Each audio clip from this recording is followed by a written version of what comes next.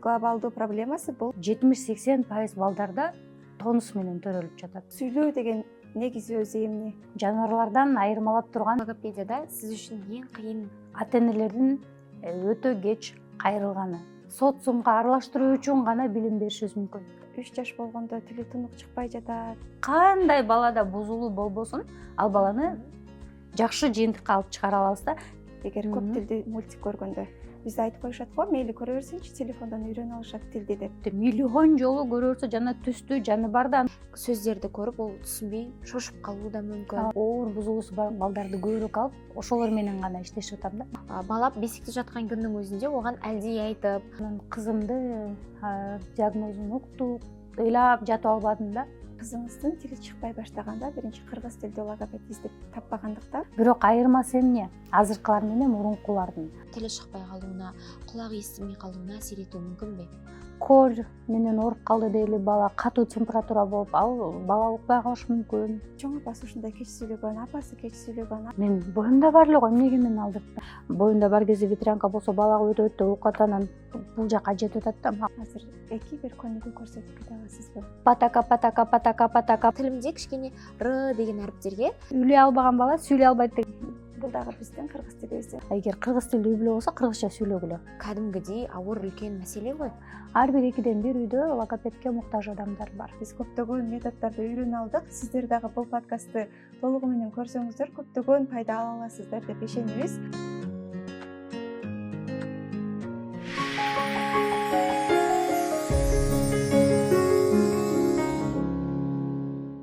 Саламатсыздарбы? Кайрадан өзүң үчүн подкасты сиздер менен мен Рыспекова Күмүшай жана менин жанымда казактын белгилүү блогери Зарина Абдынасыр кызы. Кайырлуу күн баршаңызга, құрметті көрермендер. Сіздермен қайта кауышып отырганыбызга өте кубанычтымыз. Бүгүн бизде тагы да сиздер күткөн өте ерекше кызыктуу акпаратка, пайдалы акпаратка толы подкастыбыз өзүң үчүн подкасты. Олай болса, бастайык. Биз ар бир чыгарылышта адамдын ички дүйнөсүн, өнүгүүсүн, өзүн таанып, өзүнө кам көрүүсүн сүйлөшөбүз. Бул чыгарылышта да ошолорду ичине камтыган тема тил, сөз жана сүйлөө. Сүйлөө бул жөн гана үндөрдүн жыйындысы эмес, ал адамдын ички сезимдерин сырткы дүйнөгө чыгаруу. Бауыржан Момышұлы атамыз айтып өткендей, сөз адамның жанын ашатын кілт демекші. Әрбір адамның сөйлей білуі, бір дүниесін, ішкі жан дүниесін жеткізе білуі әрбір сөзіне байланысты. Сондықтан сөзінің анық, дұрыс, нақты шығуы бұл кез келген қарым-қатынастағы ең басты құрал болып саналады. Сол себепті бүгінгі біздің подкастта адамның дұрыс, нақты сөйлеуіне байланысты жақсы пайдалы ақпараттар айтылады деп үміттенеміз. Бүгүн биздин студиябызга өз ишине ашыкча берилген, кесиби менен балдардын жана чоңдордун жашоосун өзгөртө алган, Кыргызстанда биринчи жолу кыргыз тилдүү логопедияны алып чыккан белгилүү айым Ракыя Жеңишбековна. Саламатсызбы? Саламатсыздарбы? Рахмат сиздерге чакырганыңыздарга. Өзүңүз жөнүндө кыскача угармандарга айтып кетсеңиз болот. Мен атым Ракыя Жеңишбек кызы, тааныштырып кеткендей, Кыргызстандагы кыргыз тилдүү эң алгачкы сурдопедагог, логопед, дефектолог боломун. Азыркы учурда бизде кыргыз тилинде айрыкча иш алып баруу, бир эле балдар менен эмес, чоңдор менен, мугалимдер менен иш алып барылып жаткан учурубуз. Логопедия жаатында. Аябай кубанычтуубуз. Негизи эле азыркы коомдун эң эле бир глобалдуу проблемасы бул балдардын тилинин кеч чыгуусу. Ошого байланыштуу биринчи эле сурообуз, сүйлөө деген негизи өзү эмне?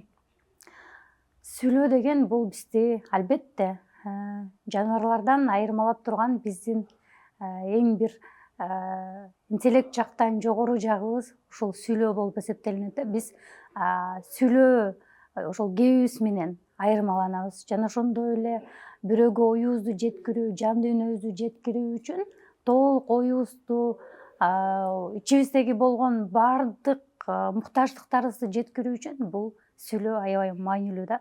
Демек, эң биринчи адамдын сүйлөөсү.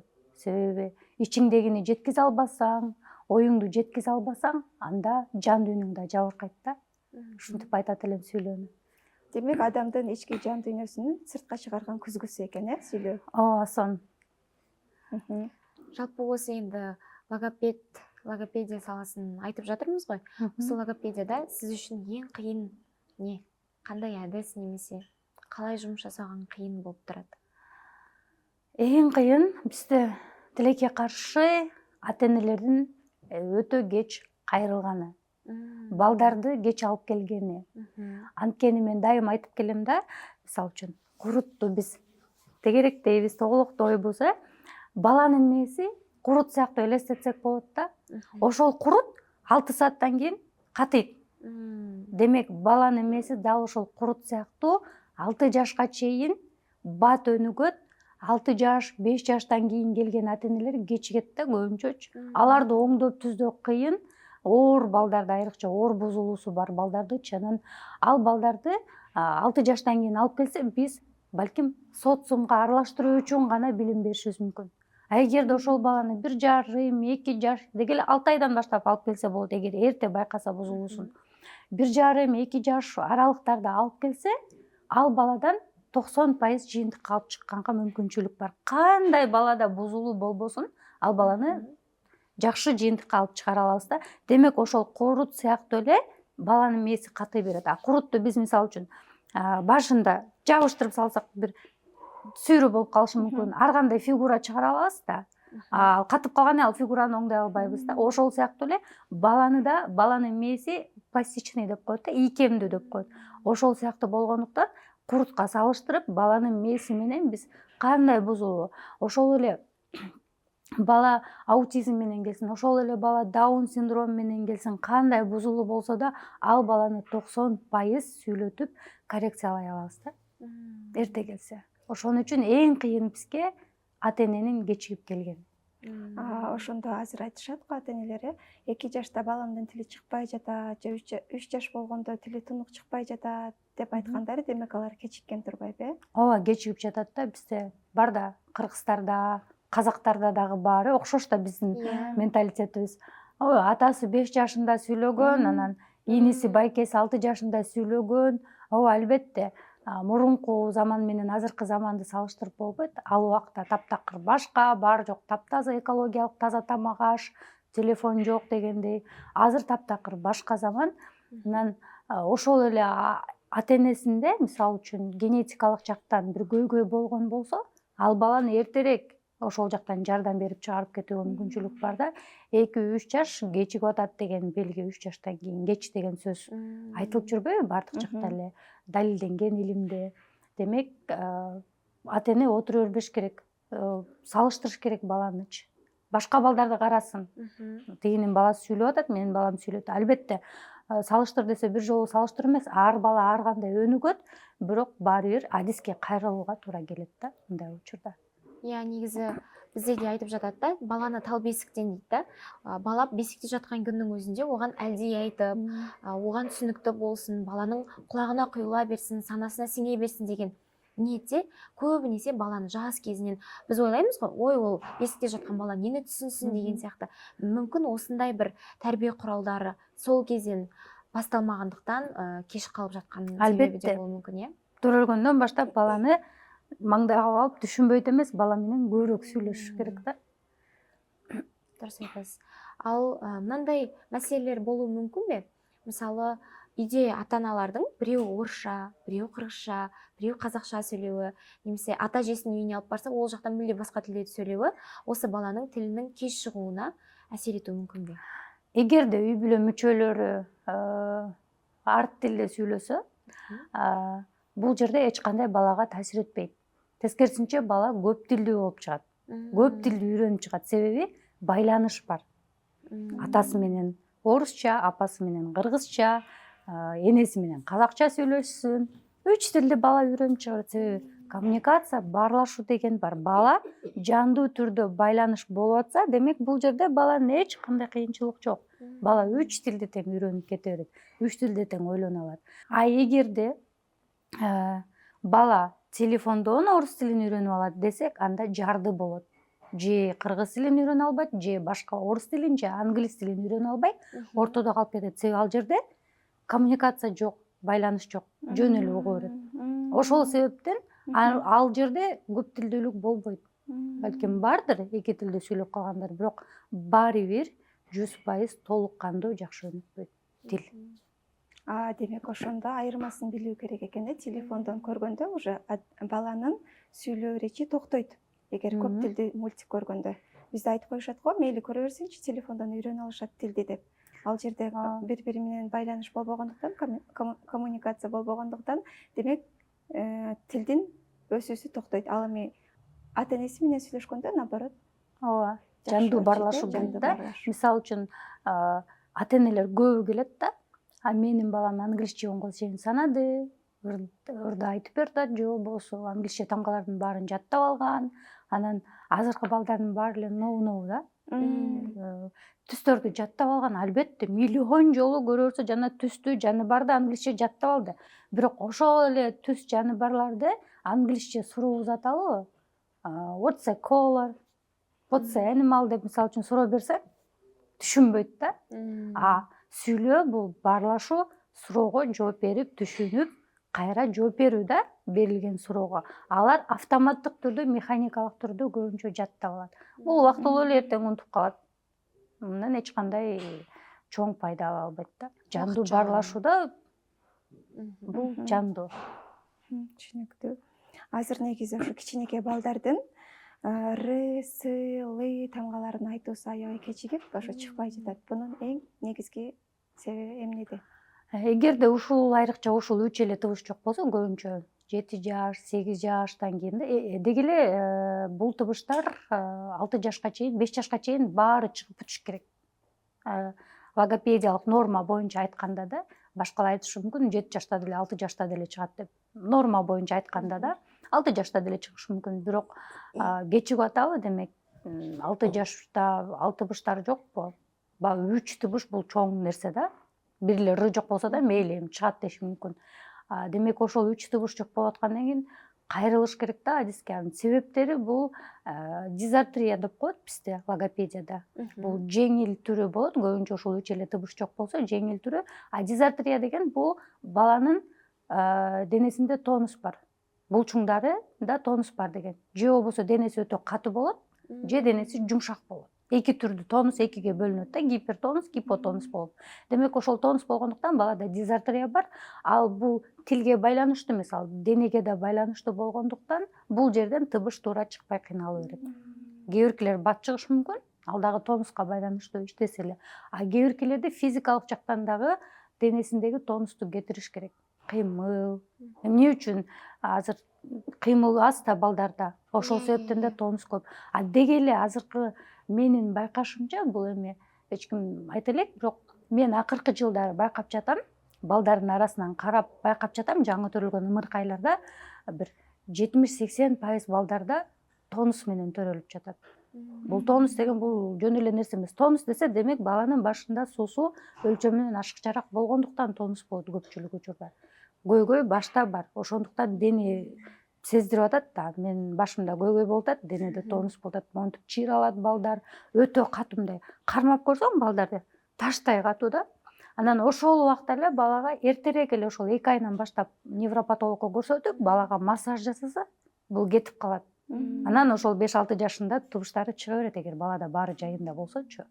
Көйгөй бул эртерээк байкашыбыз керек да. Азыркы ата энелерге айтарым, жаш ата энелерге азыр ымыркайларда тонус барбы, бала чиренет атабы, денеси өтө жумшак болуп атабы, же өтө катуу болуп атабы, сөзсүз түрдө невропатолог 2 айында көрсөтүп, башын өзүгө тарттырып, анан невропатологдун айтканын кылып, массаж десе массаж алып, дары жазса дарысын алып, убагында кам көрүш керек. Демек, мисалы, ата-ананың баласына көз карасы жайбаракат болмоо керек деген сөз го, бул жерде түшүнүп турмун. Бирок, мисалы, мен Күмүш ханым сиздерге бир Ракия ханым бөлүсүп кетейин. Бизде мисалы мындай болатын. Мен өзүм жасым 3 жашка дейин тилим дурус чыкпаган болатын. Бирок энди ан айтып, бир сондай бир кабилетим болот го, бала өзү кызыгып турат сол нерсеге. Ан айтсам да биз Ануран болатын. Эң алгаш аттаганым биздин казак элимиздин Анураны, сону бир диванга мен осылай чыгарып көтөрүп коюп айткыздыратын. Бирок тилимде кичкене р деген ариптерге күрмелип кала беретин. Бирок мамам сол кезде маған айтады, үйде анамыз, осы қызым ертең журналист болады, теледидардан сөйлейді деген сияқты. Мүмкін бір психологиялық тұрғыда сондай сөздер әсер ете ма деп ойлаймын да. Мысалы, сол 3 жасымнан 4 жасқа дейін менде бір тез өзгерістер болған. Әпкемнің кітаптарын оқығым келіп, әріп тез үйренгім келіп, сонда бір қызығушылық болғанда, мен мамамның даже сол сөзі әлі есімде қалып қалған. Былай қарасаң, 3 жаста негізі ондай сөздер есте қалмау керек қой, бірақ сол бір мотивация ма, мүмкін балаға әсер ете ма деп ойлаймын да, психологиялық тұрғыдан. Негізінен баланың психологиясына да қараш керек. Ар бала арғандай. Темпл Грэндиндің визуальное мышление деген, визуалдық ой жүгірту деген кітабы бар да. Балдар екіге бөлінеді да. Визуалдық ой жүгірткөн дегеле адам, вербалдық ой жүгірткөн да. Мисал үшін творческий адамдар деп коебуз го. Бир нерсеге кызыккан, кыялы башкача, алар көбүнчө виртуалдык ой жүгүртөт да. Ой жүгүртүүсү ошондой. Анан ал адам бир аз кечирээк сүйлөшү мүмкүн, кечирээк жазышы мүмкүн, кечирээк бир нерседен артта калышы мүмкүн. Бирок ал адам менен туура иштешип, туура алып кетсе, ал адамдан кийинилер чыгышы мүмкүн дегендей. Ушундай да. Анан вербалдык мисал үчүн ой жүгүрткөндөр аябай тыккан жазып, баарын ордуна коюп, баарын угуп, орду менен ордундай сүйлөгөн ордунда болушу мүмкүн. Бирок бара-бара адамдын ошон үчүн жана талант отпайлы, талантына жараша өнүгүп кетет да. Бирок айта кеткеним, азыркы көйгөйдө виртуалдык ой жүгүрткөн адамдарга ылайыктуу көп нерсе жок бизде. Анан алардын ой жүгүртүүсүн биз телефон менен баягы эле басып коебуз да, алар калып кетип атат. Андай адамдарды ошол творчествого үйрөтүп айткандай ата-энеси шык берип, сен мындай болосуң деп, бала менен сүйлөшүп, баарлашып, балага көңүл буруп, ошол жак тарапка аракет кылдырса, бала өнүгүп кетет. Өте жақсы бір бізге ғылыми тұрғыда сіз жақсы түсіндіріп беріп жатырсыз. Менің ойымша көптеген ата-аналар осы подкастты қарап отырып түсінетін сияқты, баласына, ұл қыздарына ертерек көңіл бөліп, ертерек үйірмелерге беріп, ертерек оның қызығушылығына мән беру керек деген сияқты, шығармашылық қабілетінің ашуына деген сияқты баланың жан-жақты болуына әсер ете алады деп ойлаймын. Мен дагы азыр ошо сөзүңүзгө бир суроо берип кетким келди. Негизи баланын психологиялык абалы менен сүйлөө бири-бирине байланышы барбы? Например, кээ бир балдарда сүйлөп жатып, бир нерседен коркуп кеткенде титирек болуп кетет го. Ошондой убакта дагы баланын сүйлөөсү кечигет. Албетте, өтө чоң байланыш. Анткени эгерде балада бизде психотравма деп коет, балада травма болсо, анда сүйлөөсүндө да көйгөй болуп калышы мүмкүн. Өзүнүн оюн жеткизбейт, уялат, айта албайт. Ошол себептен бала көп мындай балдар келген. Баары эле карасаң жапжашына, бирок бала жакшы сүйлөй албайт. Карасаң, ата-энеси ашыкча басып, кагып силкип урушу мүмкүн. Карап байкоо жүргүзөбүз да, андай балдар көп келет. Же дагы бир жактан травма алышы мүмкүн. Мага кечээ эле жакында 5-класстагы бала келди. 2014-жылкы 5-класстагы бала, 10 жаштан өткөн бала. Кошуп окуй албайт. Тамганы кошуп окуй албайт. Алыскы Баткендин Карабак деген айылынан келди да, мага атайын бул жака келиптир көрүп. Анан баланы алганда бала аябай уялчак. Аябай уялчак бала. Анан тамганы П'ны өзүнчө айтат, A'ны өзүнчө айтат, окуй албайт баягы бала. Карасам, аябай уялчак, оюн жеткизе албайт, анча-мынча адамга ачыла албайт, сүйлөй албайт. Балага карап мамиле жасайбыз да биз. Анан уялган бала болсо, ага өзүнө жараша алдап мамиле кылып, анан сонун мамиле кылып, бала менен сүйлөшүп, отуруп, атасы менен сурасам, көрсө баланын мектебинде мугалими басынтып койгон экен. 1-класска барганда. Апасы менен мугалим уруша кеткен экен. Ошол себептен балага өчүшө бериптир. Эмтилекке каршы ошондой да адамдар бар экен да арабызда. Атасын мага түшүндүрүп бергени боюнча мен ошентип түшүндүм. Бирок бала 3 күндө окуп кетти. 3 күндө бала окуп кетти. 1 ай ичинде окуганын түшүнүп кетти. Тексттерди окуп баштады бала. 1 айда. Демек бала 5 жыл мектепте тамга кошуп окуй албаган бала 1 айда окуду. Атасы өзү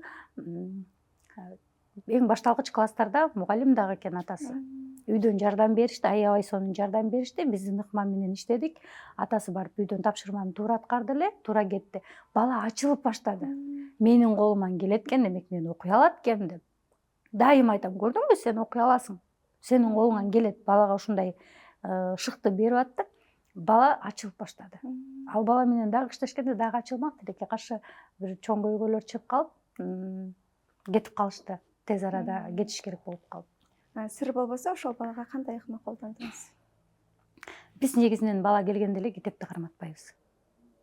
көбүнчө мен биздин ыкмада жана ак тасканын маркери менен столдун үстүнө жазып иштейбиз.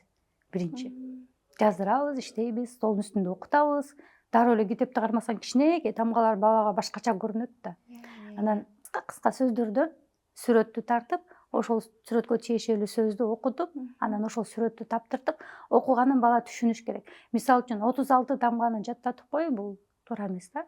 6-7 тамга менен эле биз үндүүлөрдү үйрөтүп туруп, бир 2-3 үнсүз тамганы коштуруп туруп эле окутуп кете беребиз. Андан ары бала окуганча эле тамгаларды үйрөнүп кете берет. Ошол да. Солай кызыгуучулуктарын ашады экенсиздер, Шынымен негизи балалардын ойлоо кабилетин биз билмейбиз го, Сиз айткандай сөздөрдү көрүп ол түшүнбөй шошуп калуу да мүмкүн. Жаңа абден эмоционалдык жаракат көргөн балага ол типтен ауыр болуу мүмкүн, бирден китаптын бетин ачсак. Демек, сиздин осындай бир көмөктескениңиз буюрса ол бала бир өсүп жатса, үлкен бир жетистиктерге жетип жатса, сизге алгыс билдирет деп ойлойм. Себеби шынымен де ол кәдимгидей ауыр үлкен маселе го, өзекті маселе болуп тур. Эгер сиз сыяктуу маман оған жолукпаганда, ол әлі күнгө дейин мүмкүн 10-чы сынып укканга дейин, мектеп битиргенге дейин сүйлөй алмай калуу, немесе жаза алмай калуу, түшүнбөй, сабатсыз болуп калуу ыктымал жогору да.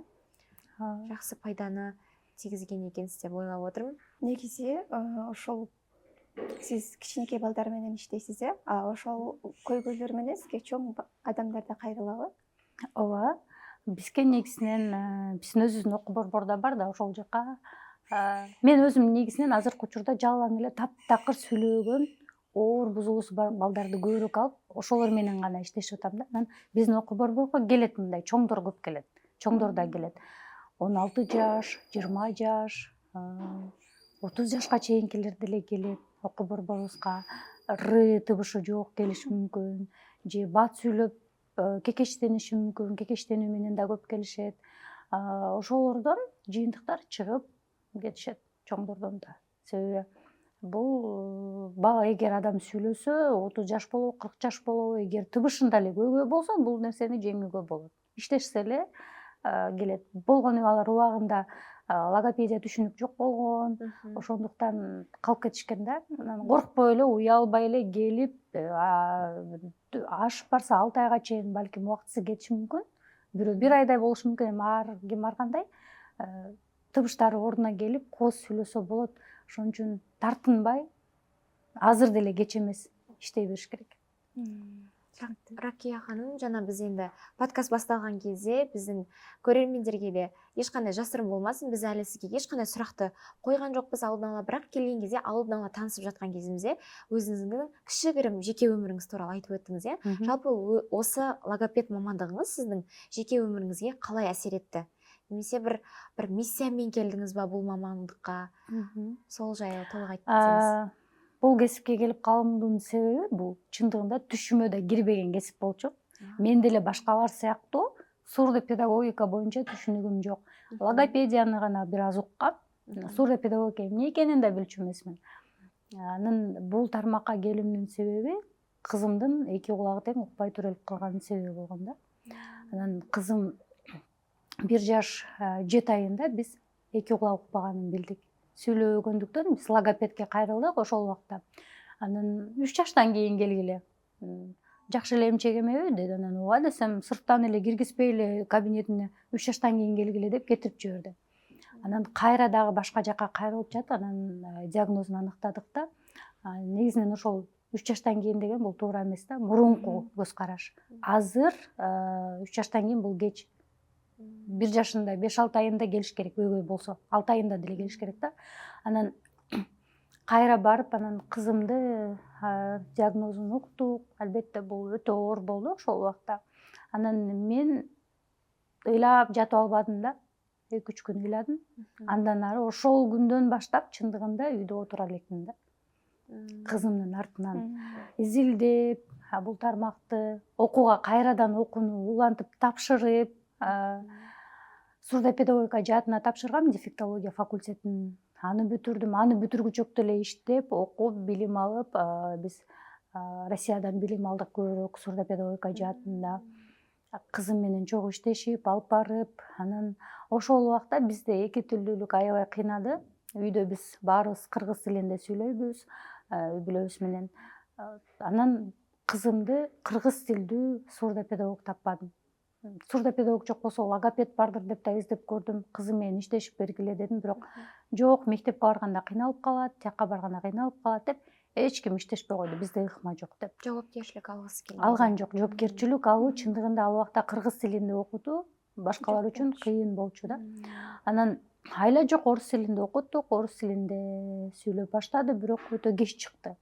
Себеби үйдө биз баягы эле балага речевая среда деп коет. Үйгө барганда кыргызча сүйлөйбүз да. Анан айла жок, анан 2,5 жылдан кийин кызымды орус үй бүлөгө берүүгө туура келди.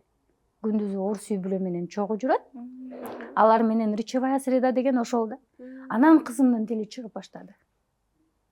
Теги жакта себеби мен да көбүнчө үйдө болбой окуум менен болуп калдым. Анан үйдөгүлөр эч ким сүйлөшпөйт да орусча, баары кыргыз тилинде сүйлөшөт. Анан орус тилдүү үй бүлөгө барып, ошолор менен жашап, күндүзү жашайт, кеч жумуштан келгенде мен алып келем. Ошентип атып анан тили чыкты. Албетте бул жерде биз сурдопедагогко да барып аттык, эки жак менен биргеликте болуп атыр. 2 жылдай орус үй бүлө менен чогуу болду. Анан тили чыгып сүйлөп калды да. 3 жыл балам таптакыр сүйлөгөн жок. 3 жыл биз логопед менен, сурдопедагог менен иштештик, сүйлөгөн жок да. Кайталап коет, түшүнбөйт. Кайталап коет, түшүнбөйт. Кайталоонун кереги жок да, бул тоту куштай эле болуп калат да. Ошон үчүн түшүнүү керек. Анан кайрадан биз 1-класска орус класска бардык. Ал жерде дагы мектептен жакшы баары орусча сүйлөп, мугалими орус тилдүү адис, анан орусча сүйлөп жакшы эле болду, бирок үйдөн баягы эле биз кыргыз тилинде сүйлөйбүз. Анан быйыл 2-класс болду, биз кыргыз тилдүү мектепке котордук. Баары бир бала жарды болот, же орус тилден жок, же кыргыз тилден жок болуп каларын түшүндүк. Азыр деле кеч эмес деп мугалими менен сүйлөшүп, өзүнүн мугалими менен анан кыргыз класска котордук. Азыр кыргызча сүйлөп үйрөнүп атат.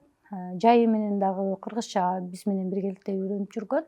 Сүйлөп баштады, үйрөнүп баштады, түшүнүп баштады. Өзүм кыргыз тилдүү адис болгондон кийин дагы кыргызчага басым жасайлы дедик. Эми буюрса 2 тилде тең сүйлөп баштайт.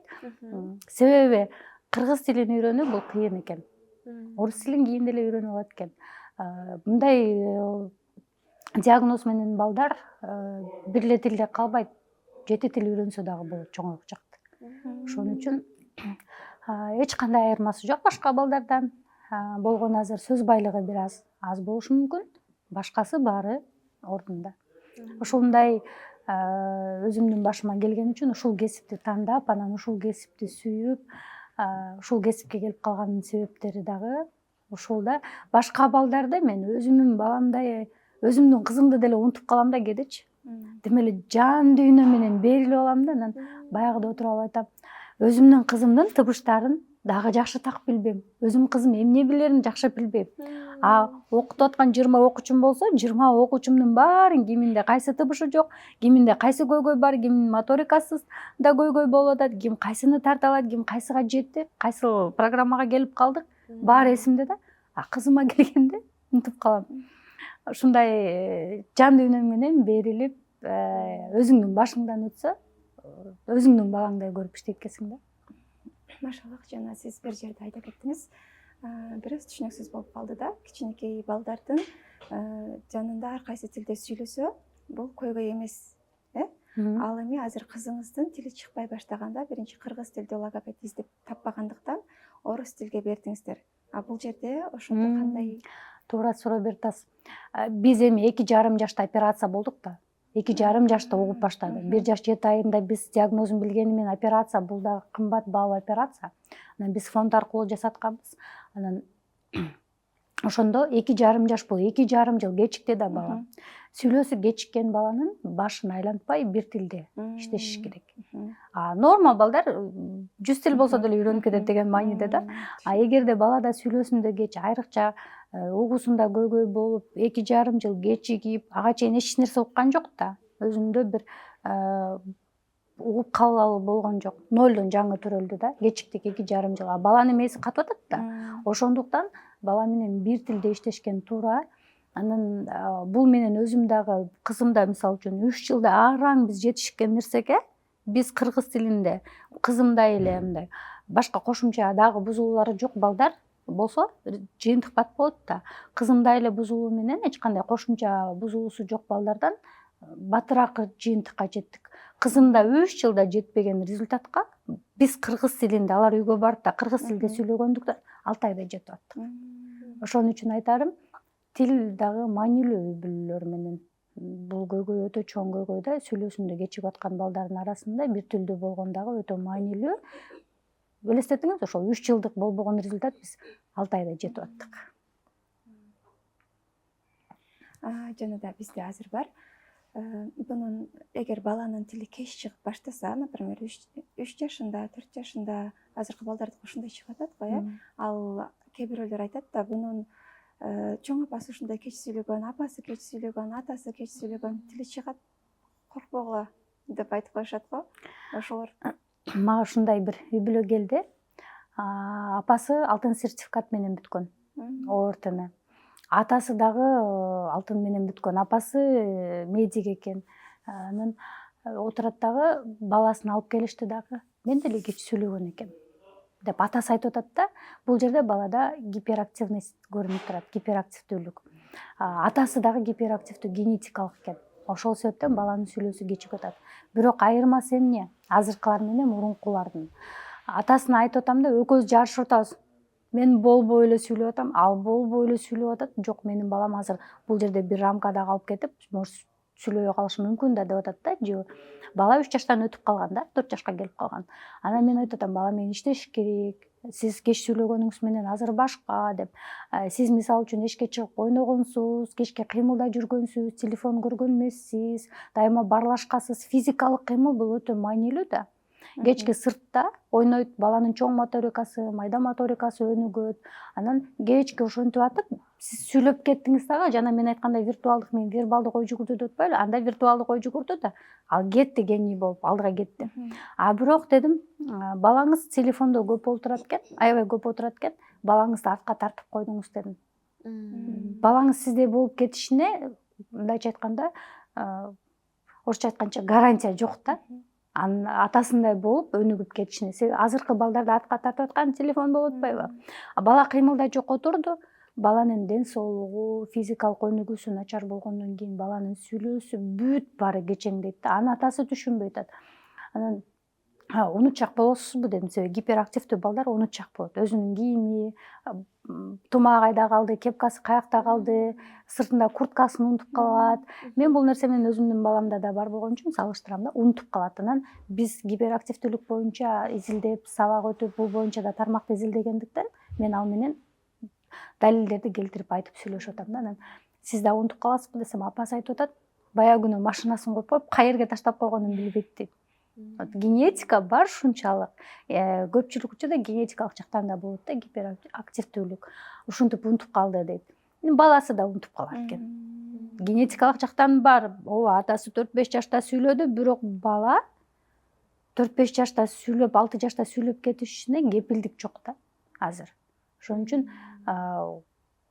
күтүп отура бербеш керек. Мен айткандай курут катып калат жанагы, анан кечигип калат.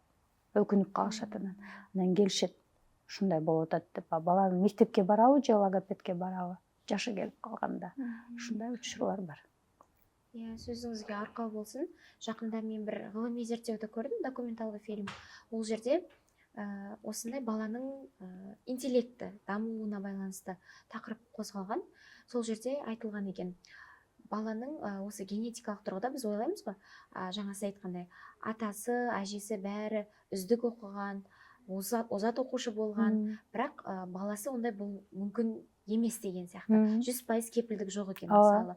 Ол жаңа өскен ортасына, айтып жатырсыз го, тарбие орталыгына, достарына, ойнайтын дүниелерине байланыштуу таасир этет деген сыяктуу. Мен сол нерсени көрүп, шуну ойлонуп калдым. Биз ойлойбуз го, бир бала жакшы окуса, бунун ата-анасы кезинде жакшы окуган, соган гана байланыштуу деп. Оган эмес, ар кимдин өзүнүн жеке дамууна байланыштуу. Өнүгүүсүнө, чөйрөсүнө байланыштуу. Түсүнүктүү деп ойлойм көрөрмендерге де. Демек, қазір енді технология дамып жатыр, барлық нәрсе дамып жатыр ғой.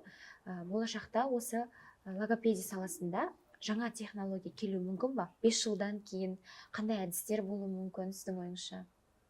Азыр айтуу кыйын, себеби ар кандай өнүгүүлөр болот буюрса, албетте логопедия эми өнүгүп келатат, айрыкча Кыргызстанда бул жаңы эле өнүгүп келип жатат да.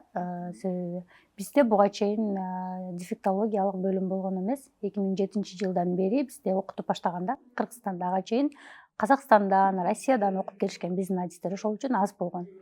Анан азыр адистер көбөйүп жатат.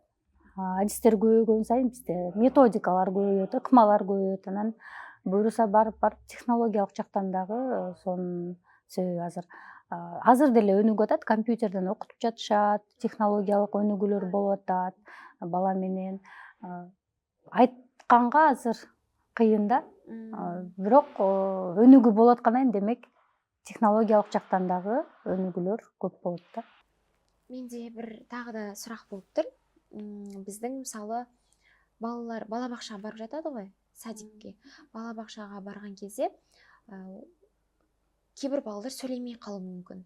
Сиз айтатын жаңа гиперактивдүү балалар барып баяу, жай козголатын болуп калып, сөйлемейтин болуп калышы мүмкүн. Немесе керісінше мүлде сөйлемей жүрген балалар сөйлеп кетүү мүмкүн. Согон бала бакчанын әсери бар ма негизи? 90% бала бакчадан сүйлөбөйт. Көпчүлүк ата-энелер ушул жерде адашат да. Менин балам бала бакчага барса сүйлөп кетет деп. 10% бала сүйлөп кетиши мүмкүн, себеби үйдө ашыкча гиперопека, ашыкча камкордук болгондуктан бала бакчага барганда өз алдынча физикалык өнүгүп, өзүнүн тамагын жеп, өзү кийинип, чечинип атып, бала үйрөнүп, сүйлөп кетиши мүмкүн. 10% бала. Көйгөй жок эле гиперопекадан улам. Бирок эгерде балада бузулуу болсо, 90% бала бакчадан сүйлөбөйт. Себеби бул мен өзүм дагы жеке кызымды бала бакчага бергем, атайын логопедиялык бала бакчага, ал жерден сүйлөгөн эмес. Ошол эле учурда бир топ эле жеке практикамда окуучуларым бала бакчага барып сүйлөп кеткен эмес. Тескерисинче, ошончо азыр бала бакчада көп балдар сүйлөбөй жатат да. Мен бала бакчада тарбиячылар менен да көп иштешем, алар дагы логопедияны изилдеп окугандар бар. Алардын айтуусу боюнча азыр көпчүлүк балдар ыржаттай албайт мурункудай. Бала бакчада 70-80% балдардын сүйлөөсүндө көйгөй бар. Көпчүлүгү жакшы сүйлөй албайт. Демек, чөйрө баягы эле айткандай чөйрөгө барды, жанындагылар деле сүйлөй албайт, ал каяктан сүйлөгөндү үйрөнөт, так сүйлөгөндү. Анан 30-40 баланын арасында же болбосо 20 баланын арасында тарбиячы ар бир бала менен жеке сүйлөшпөйт да. Алар өздөрү менен ойнойт, сабагын өтүп коюп эле кайра эле баягы тиричилик болуп кетет бала бакчада деле. Бала менен эне гана сүйлөтө алат да. Сүйлөөсүндө көйгөй болсо, баланы алгач балада биринчи түшүнүк калыптаныш керек. Суроо бергенде жооп берип, өзүнүн муктаждыгын бала айта алыш керек. Анан бала бакчага даяр да. Бала канча жашта болбосун, бала эгер өзүнүн муктаждыгын айта алса, мен тамак жегим келип атат, муну жегим келип атат, курсагым ачты, даратканага барам деп бала сүйлөп, ошону түшүндүрүп айтып бере алса бала, анда бала бакчага даяр да. Эгер бала аны түшүндүрө албаса, бала 30-40 баланын ичинен бала жанагы психотравма деп атпайлыбы?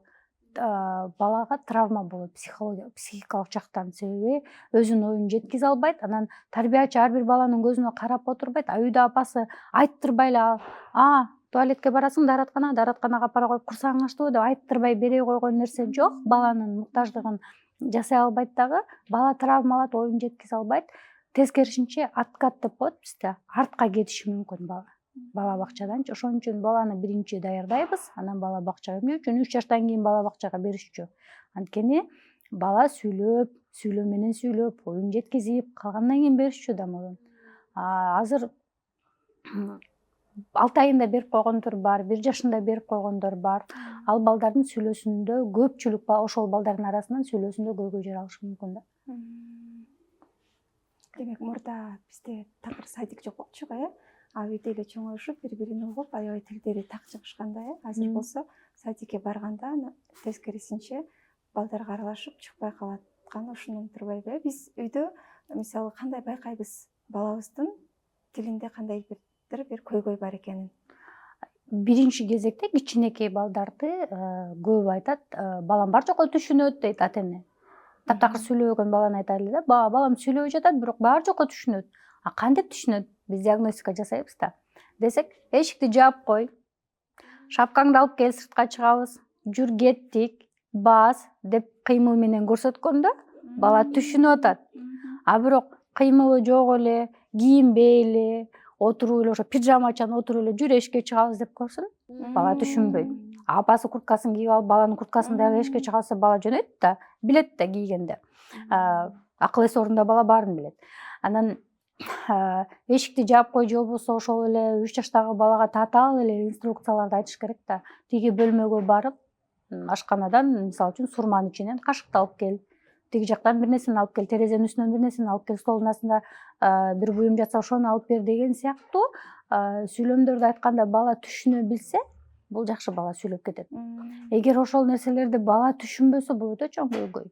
Азыр балам түшүнөт сонун, баарын түшүнөт. Келген учурда түшүнбөйт эч нерсе. Анан айтып берсең, анан деп ата энелер мойнуна алат да. Ошол биринчи ошол баланын түшүнүгүн билиш керек. Эгер бала сүйлөбөй жатса, түшүнсө анан сүйлөп баштайт. Экинчи ата энелер үчүн дагы эгер бала сүйлөсө, бирок кыска эле бирден сөз сүйлөп жатса, 3 жашта болсо бул дагы аз. 3 жашта бала сүйлөө менен сүйлөп оюн жеткире алат да. Кыска сүйлөп атса, бул дагы көйгөй. Эртең бала мектепке барганда кыйналат, балким дагы кичине сүйлөшүшү мүмкүн, бара кошулуп сүйлөп баштайт да, сүйлөгөн бала баары бир. Бирок мектепке барганда ал оюн жеткизе албай кыйналат, дил баян жаза албай кыйналышы мүмкүн, диктант жаза албай кыйналышы мүмкүн. Азыр бизде норма бар го, тез оку деген. Ошол нерсеге жете албай калышы мүмкүн, нормага кыйналат, аябай эле кыйналат. Анан эгерде бала 6-7 жашта болсо, бала сүйлөп жаткан болсо, ал учурда дагы эгерде бала айрым табыштарга тили келбесе, 6-7 жаштагы бала, демек бала ал учурда баардык табыштар келиш керек тили. Аны дагы тезирээк алып барып табыш менен иштеш керек. Мисалы үчүн РТ БШ жок болсо, мектепке чейин чыгарып анан алып барган туура. Себеби бала мектепке барганда баары бир өзүнүн дос курбуларынын арасында шылдыңга калат. Анан бул баланы сөз өзүнө, мындайча айтканда, ишенимдүүлүктү жоготот да. Бала өзүнө ишенимдүү болгондо бала окуйт, бала кызыгат бир нерсеге. Ишеним жок бала көп нерседен артта калып калат. Ошон үчүн бала өзүнө ишенимдүү, өзүнө туруу үчүн физикалык туура өнүгүш керек, сүйлөөсү туура болуш керек. Ошондо мектепке барганда бала жетишип кетет. Түшүнүктүү. Азыркы мезгилде биз балдарыбыз аябай телефон менен болуп калыштык, э? Анан сүйлөгөн мультиктер аябай көп чыгып кетти да. Анан ошо баланын сүйлөөсүнө өтө чоң таасир берет деп ойлойм. Канчалык да ошонун таасири? Бул азыр өтө чоң, биздин эң чоң көйгөй ушул да азыркы учурдачы. Телефон болуп жатат да. 3 жашка чейинки балага таптакыр эле телефонду бербей коюу керек да. Айрыкча 1 жашка чейин таптакыр. Бизде эмне 6 айынан баштап телефон беришет балдар. Бул жерде телефондун зыяндуулугу үнү жок эле ар кандай тескери музыкалар чыга берет дагы. Бул баланын борбордук мээсинде атайын угууга жооп берүүчү нерв клеткасын жөнөкөй тил менен айтканда жаап салат. Ал угуу берет, бирок угуп кабыл алуу башка, угуу башка. Биз бир нерсени көрүп атабыз, бирок кабыл алабыз да, бул диван экен, бул жумшак экен, бул катуу экен деп көрүп кабыл алган сыяктуу эле, кармап көрүп кабыл алган сыяктуу. Элестетиңиз, мону кармап мунун жумшак экенин сезбегендей эле бала угуп атат, бирок анын үндү ажырата албаган балдар бар да. Угуу берет, бирок бул жаныбардын үнү, бул эшиктеги машинанын үнү, бул апамдын үнү деп ажырата албаган бала анан биздин сүйлөө речибизди кайдан ажыратат? Угуп кабыл алуу жоголуп атат. Ошондон угуп түшүнбөгөн балдар дээрлик аябай кескин түрдө көбөйүп атат. Бул ошол телефон эле эмес, телевизордун үйдө кечке жанып туруусу да таасир берет. Мен ушул эки нерсени аябай көп кайсыл жерге барбайын жеткизгенге аракет кылам, бул өтө чоң көйгөй. Мисалы үчүн 1 жашка чейинки бала, 1 жаштагы бала бардык нерсеге түшүнүп баштайт. Бизде эмне ата энелер кетет 3 жашында балам, 1 жаштагы баладай дагы түшүнүгү жок. Ой, балам сонун эле, али кичине го балам. Балам ушуну колунан келеби, бул кичине да, ушуну үйрөнө алабы дешет да. Өзүнүн баласын бир 3-4 айлык баладай эле элестетип алышат да кээ бир ата энелерчи. Азыр ушундай баласак болгон заман болуп калды го. Анан мен азыр өзүмдүн балам 1 жаш, мисалы үчүн. Биз таптакыр телефонду койбойбуз, телевизорду койбойбуз, бирок ал баарына түшүнөт. Дене мүчөсүн көрсөтөт, мисалы үчүн 1 жаштагы бала дене мүчөсүн көрсөтө алат. Эшикти жаап десең барып эшикти жабат, отур десең отурат, жат десең жатат, мисалы үчүн. Бир аздан тили чыгып баштайт, ата дегенди мисалы үчүн түшүнүп башташы мүмкүн, бер деп баштайт дегендей. 1 жашта баланын тили чыгып башташ керек. Жана ошол жөнөкөй көрсөтмөлөрдү бала 1 жашта түшүнүш керек. Бизде 3 жашта келет да, балам али кичинекей го деген ата энелерди көргөндө кээде эмне деримди билбей калам да. Жок, балам кичинекей да. Менин бир окуучум бар. Күз келди 3 жашта деп сүрөттөрдү тарттырып, жалбырактым деп тарттырып, чөптү саргарды деп чөптөрдү тарттырып атсак, ай балам билебиң. Эми эшикте жамгыр жаап атса чыгып, эшикте жамгыр жааганда көрсөтүңүз. Бүгүн ушуну өтүп атабыз. Жамгыр жаап атат деңиз бир ырды үйрөтүп атабыз да. Ал эми түшүнүктүү, ырды жаттай албайт али бала. Бирок негизинен 3 жашта ал ырды да жада калса жаттап айтып бериш керек да, түшүнмөк турсун. А биз бир аз ушундай методика менен өтүп атсак, ата эне муну билеби деп эстер уган ата энелер да бар да. Анан ошон үчүн бул телевизор, телефондун таасири баланын түшүнүгүн жок кылып салатат. Түшүнүк таптакыр жоголуп кетип атат. Табигый үндөрдү бала угуп чоңоюш керек. Мисалы үчүн жаңы ымыркай төрөлдү. Анан ал жатат. Кыймыл жок да эми, ал өзү кыймылдап чуркап кете албайт.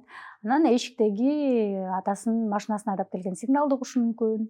Эшикте иттин үргөнүн угат, мисалы үчүн үйдөгү суунун агып жатканын, шырылдаганын, апасы тамакты аралаштырып атканын, апасынын басканын, жада калса жууркандын деле добушу чыгат да.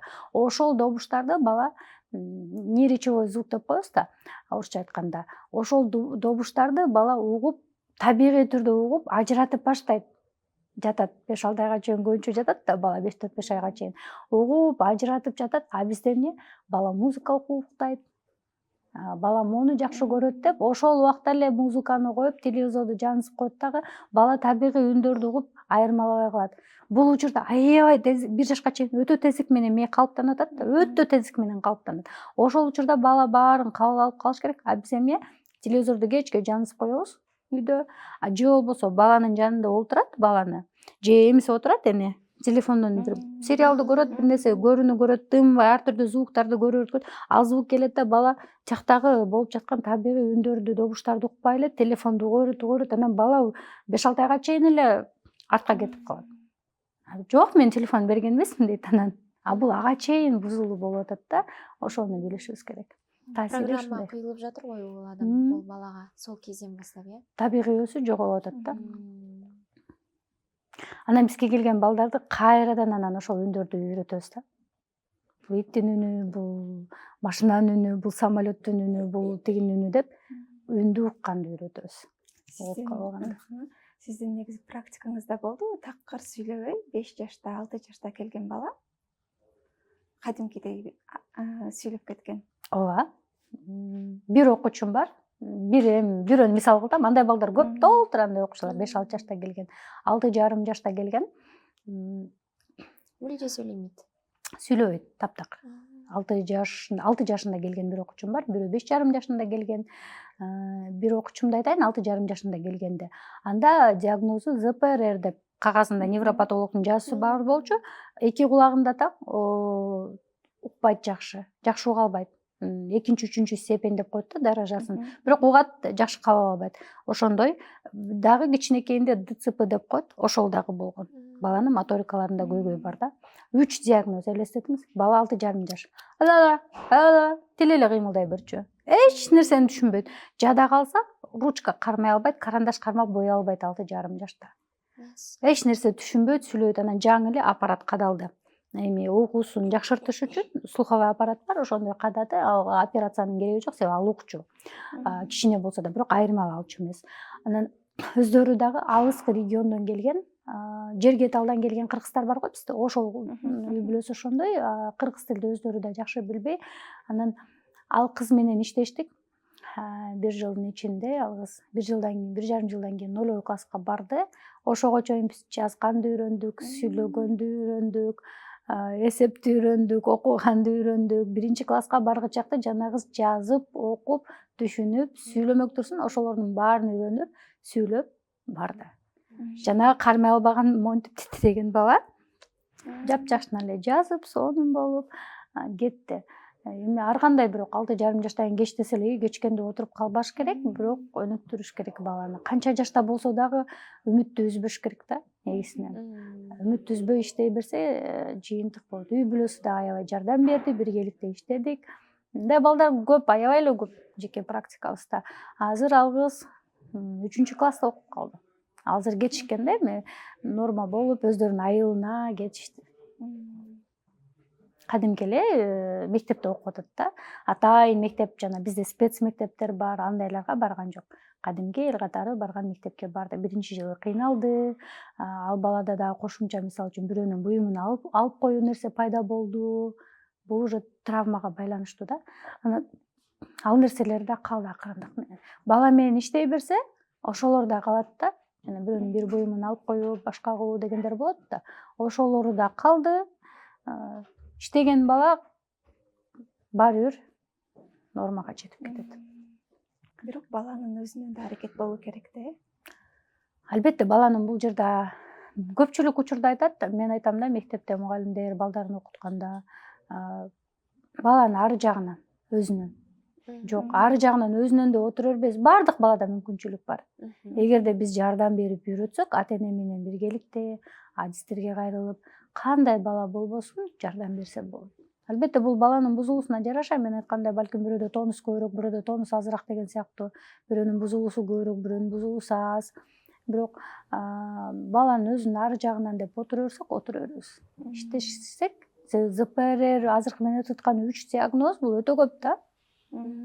Ар жагынан мындан эч нерсе чыкпайт деп коюш мүмкүн бирөө жарым. Бирок алкыстан сонун эле жыйынтык чыкты да. Ракия ханым, менде осы тұста бір сұрақ пайда болып тұр. Мен сондай балаларды көргем, өзім бір жақын көрші деген сияқты балалардан көріп қалам. Соның арасында медициналық тұрғыда сұрақ болып тұр. Мысалы, антибиотиктар дейді ғой. Қатты күшті антибиотиктар балаларға салған кезде қатты әсер етіп, сол жаңа сіз айтқандай тонус деп жатырсыз ғой, бұлшық еттеріне, нерв жүйелеріне, жүйке жүйесіне әсер етіп, тілі шықпай қалуына, құлағы естімей қалуына әсер етуі мүмкін бе? Ооба, эгерде бала жакшы эле өстү, чоңойду, жакшы эле келе атат, бирок бала катуу ооруп калса, күчтүү антибиотиктер, мисалы үчүн гентамициндин дозасын көп алса, балдар реанимацияга жатып калат. Ошол себептен да бир топ окуучуларым болгон, угуусунда көйгөй болуп укпай калган окуучулар да болгон. Оорунун кесепетинен өтө, мисалы үчүн кор менен ооруп калды дейли, бала катуу температура болуп, ал бала укпай калышы мүмкүн. Кээинки балдарда көзүнө таасир этиши мүмкүн. Кээинки балдарда ошол нерв системасына таасир берип, акыл эсине таасир берип калышы мүмкүн. Ошол эле жанагы прививка деп атпайлыбы? Бала ооруп аткан учурда прививка алып калса, ооруган учурда ошол дагы таасир берип калат. Баланын ошо ден соолугу соо балага сайылат да негизинен. Анан эгерде бала ошол учурда температура болуп ооруп атса, сайып койсо, албетте бул дагы таасир берет да. Мисалы үчүн бир бала болгон, жапжакшына эле чоңоюп келаткан бала, көлдөн келишкен, ата-энеси анан келгенде бала бир аз ОРВ балада болгон да, бирок аны билбей эле барып прививка сайдырып койгон. Ошол учурда балада менингит болуп, ошондон кайра бала укпай калган. Ошон үчүн баланын мурунан суу агып жатса, жөтөл болуп жатса, эгер балада температура болуп жатса, анда эч кандай прививка алдырбаш керек да. Бала катуу ооруганга жеткизбеш керек, өтө катуу температурага жеткизбеш керек. Температура нормадан ашып кеткенде балдар судороги болуп кетип атпайбы? Демек, судороги болгондо баланын бир жерине таасир берип калышы мүмкүн да. Баланы ар кандай бузулууга алып келиши мүмкүн. Көзүнө, кулагына, нерв системасына, акыл эсине бүт баарына алып келет. Мындай нерсе болуп турат. Эгерде ата-эне эне деле кош бойлуу убакта катуу антибиотиктерди алса, травма алып калса, жыгылып калса, кош бойлуу кезде же төрөт процессинде травма алып калса дагы, бул дагы баланын ошол айтып аткан бузулууларга алып келиши мүмкүн да. Мен өзүмдүн жеке кызымдын кулагы укпай калуусунун себеби дагы кош бойлуу кезимде, ал убакта жаш элем, билимим дагы жакшы толук эмес эле, ФАПка чакырып прививка ал деп калды корго. Мен өзүм деле түшүнгөн жокмун, ФАПка чакырды, бардым, уколду сайды, анан сайган айын эстеп атам, менде ал убакта токсикоз бизде, чынында эми бул буйрук экен. Башка убакта кыйын эле мээм жеткен, ошол моментте мээм токтоп калгандай эле өзүмдү элестетем, эмнеге мен алдым ошону депчи.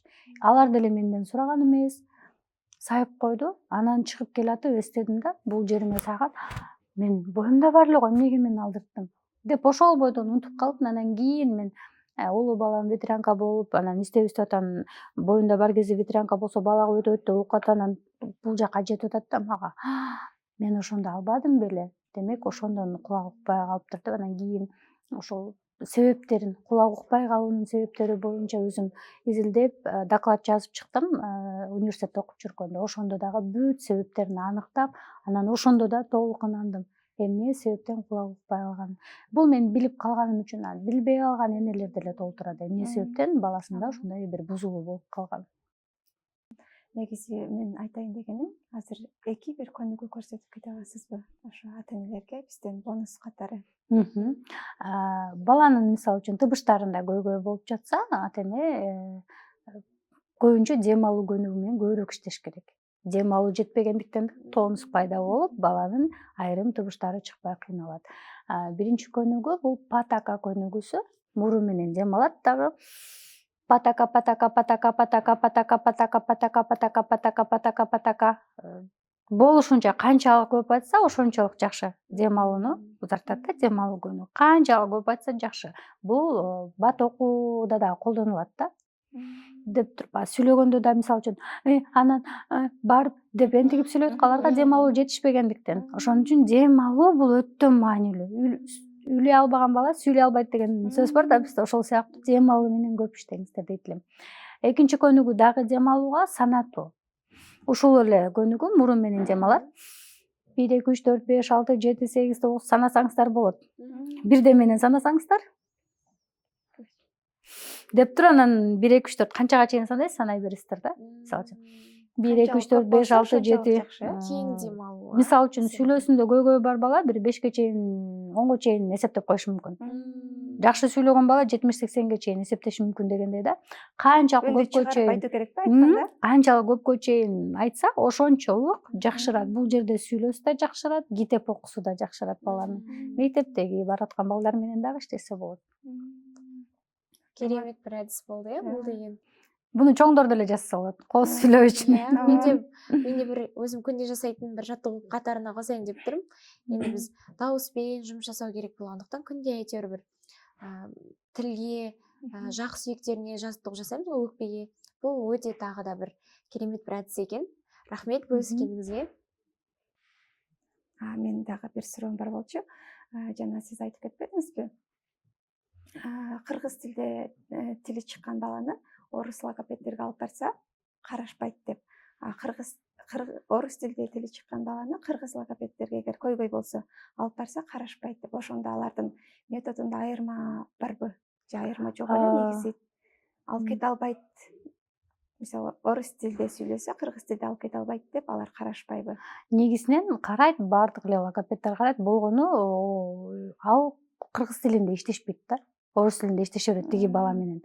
Бирок ал бала кыргыз тилде ой жүгүртүп атса, үйүнө барса кыргыз тилинде сүйлөп атса, кайра эле жана биз мектепте окуганда 11 жыл окудук, англис тилин окудук, орус тилин окудук. Биз бирок англис тилин эркин сүйлөп кеткен жокпуз да. Биз деле жумасына 3 жолу, балким 4 жолу, 5 жолу окугандырбыз айрымдарыбыз. Ошол сыяктуу эле үйгө баргандан кийин практика жок болсо, балада өнүгүү жакшы болбойт да. Ошон үчүн бир тилде тандаган дегендин маанилүүлүгү ошол болуп эсептелинет да. Анан азыр эми баардык эле жерлерде кыргыз тилде адистер көбөйдү. Бул эми биздин мүмкүнчүлүктөр болуп атат. Кайсыл жакка барбай эле азыр бар. Кыргыз тилдүү адистерге кайрылып жатышат. Бул дагы биздин кыргыз тилибиздин өнүккөнүнүн белгиси. Мен жаңы баштап жатканда көпчүлүгү мен бетиме келип эми каршы болгон эмес, бирок ата-энелер аркылуу уккам. Эмнеге кыргыз тилинде окутуп атат? Ошол эле комиссия ПМПК бар болчу, анда бизде комиссияга барышат өзгөчө балдар. Анан эмнеге кыргыз тилинде окутуп атат? Мектептер орус тилинде дешип, ушундай учурлар, көйгөйлөрдү уккам ата-энелер аркылуу. Анан кийин эле кайра 1-2 жылдан кийин эле ошол эле бала бакчада эгер кыргыз тилди үй бүлө болсо кыргызча сүйлөгүлө деп атайын бала бакчаларда бизде спец бала бакчалар бар да, ошентип айтып жатыптыр. Анан кыргыз тилдүү атайын класстар ачылып жатат.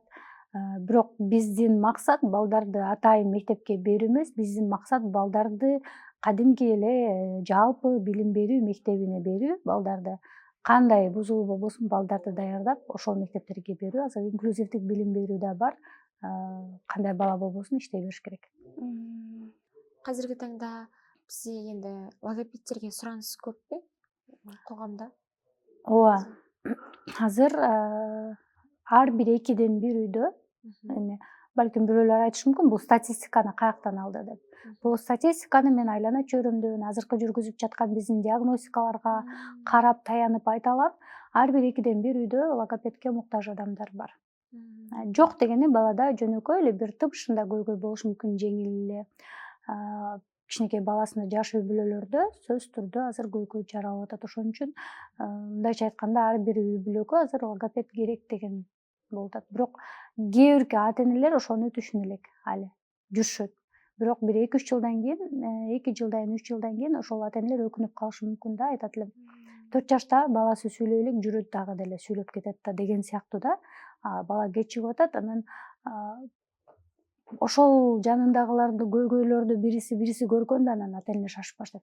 Ай, тигинин баласы сүйлөбөй калбадыбы? Менин да балам сүйлөбөй калбасын деп анан көрүп анан чуркап башташат. Азыр чындыгында аталарда, апалар дагы кайрылып, айлана чөйрөсүндөгүлөрдү көрүп, эми түшүнүк кирип, барыш керек экен деген түшүнүк пайда болду да. Мурун көп болбогондуктан келишчү эмес да. Көбөйүп жаткандыктан балдарда көйгөй бул кандай десем, пандемия эле болуп атат бизде. Сүйлөөсүндө көйгөй бар балдар бул деле бир чоң пандемия да, мындайча айткандачы. Балким айрым ата энелер түшүнбөй атат, айрымдары түшүнүп чуркап атат. Түшүнүктүү. Урматтуу угармандар, бүгүн бизде конокто биринчи жолу кыргыз тилдүү логопедди алып чыккан Ракыя Жеңишбековна болду. Келип бергениңизге чоң рахмат. Эгер сиздерге же балаңыздарга логопеддин кеңеши болсо, албетте ушул айымга кайрылсаңыздар болот. Биз посттун астына адресин калтырып кетебиз. Рахмат сиздерге, чакыруңуздарга, ишеним артып чакырганыңыздарга. Бүгүн биз сүйлөөнүн канчалык баалуу экендигин дагы бир жолу билдик. Сүйлөө бул жөн гана үн эмес, бул адамдын дүйнөгө өзүн таанытуу, Сүйлөө бул күч, сүйлөө бул эркиндик деген сыяктуу. Бүгүнкү маегибиз ушу менен соңуна чыкты. Бүгүн бизде өтө сонун подкаст болду деп айта алабыз. Ракыя Жеңишбековнадан биз көптөгөн методдорду үйрөнүп алдык. Сиздер дагы бул подкастты толугу менен көрсөңүздөр, көптөгөн пайда ала аласыздар деп ишенебиз. Бул болсо бизден кичинекей болсо да белек болсун. Сизге үй бүлөлүк бакыт, негизги эле аялдык бакыт каалайбыз. Бул гүлдүн аты дагы негизи женский счастье деп айтылат. Үйүңүзгө барып чоңойтуп алсаңыз болот. Рахмат. Чоң. Ракия ханым, сизге көп рахмет. Казак халкынан, кыргыз элинен сизге алгыс билдиремиз. Бизге пайдалуу акпараттар бөлүсүп, өзүңүздүн адистериңиз менен бөлүшкөнүңүзгө рахмет. Алдагы убакытта сизге чыгармачылык табыс, туулагай табыстар тилейбиз. Айыл бакытын, отбасылык бакытты және табысыңыз арта берсин дегибиз келет. Осы салада өзүңүз айтып өткен жаңа миссияңызга жетүүнү насип этсин. Сизге көп рахмет. Рахмат сиздерге да чакырганыңыз. Енді буюрса алдағы уақытта кез келген сіздер қырғыз, қазақ оқырмандар, көрермендер болсаңыздар, міндетті түрде Ракия Жеңишбекқызына жүгінсеңіздер болады. Біз арнайы сіздерге Инстаграмда, Ютубта бұл кісінің Инстаграм парақшасын қалдырып кететін боламыз. Және құрметті көрермендер, бізде сіздерге арнайы тосын сыйымыз бар. Білесіздер, әр подкасттың соңында бізде қыздарға, ханымдарға арналған тегін телеграм каналымыз бар, яғни ол жақта бізге келген қонақтар арнайы сіздерге бір өзінің сабағымен немесе кеңесімен бөлісетін болады. Сол жаққа тіркелу үшін біздің YouTube каналымыздың осы шыққан подкастымыздың астына өздеріңіздің бөліскен ойларыңызды, түсінген инсайттарыңызды, техникаларыңызды немесе бөліскен жақындарыңызға ақпараттарыңыз болса жазып кетсеңіздер болады. Біз солардың ішінде ең үздіктерін, ең жақсыларын теріп, сіздерді арнайы телеграм каналға қосатын боламыз. Сол ортақ біздің каналымызда сіздерге Ракия ханымнан және осыдан бұрын келген біздің подкаст қонақтарының сұхбаттарын, сіздерге кеңестерін бөлісетін боламыз. Кейінгі көрсетуде жолығышқанша өзіңіз үшін жашаңыз. Келесі кездескенше қош сау болыңыздар, құрметті көрермендер. Бұл біздің подкастымыздың тек қана басы.